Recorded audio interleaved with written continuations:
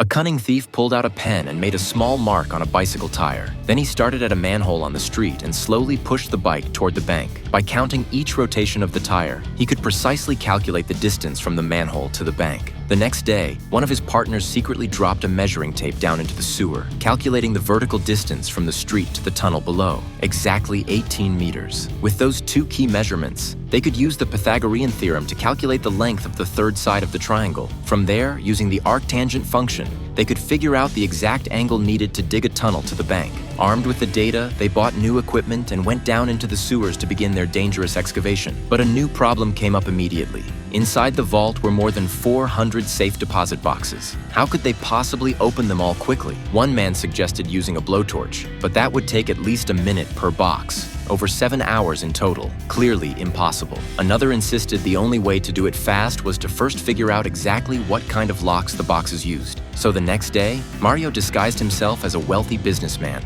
using a fake identity to rent a safe deposit box in the neighboring bank. While inside, he quietly noted down the lock model. To prepare for the heist, they also bought a rundown old van and modified it for the job. After several days and nights of hard work, the tunnel stretched several meters. But one day, disaster struck without warning. The tunnel suddenly collapsed, burying Mario and his partner inside. Luckily, they weren't badly hurt, but the tunnel was far too narrow. They would have to figure out how to widen it. At that point, Mario wanted to quit. After all, they still hadn't figured out how to crack the locks. Without that solution, all their effort would be wasted. The man himself was stumped too, not knowing what to do next. Just as he was losing hope, fate handed him a spark. That night, while lying on a rooftop watching the stars with his girlfriend, something she said offhand suddenly gave him the answer.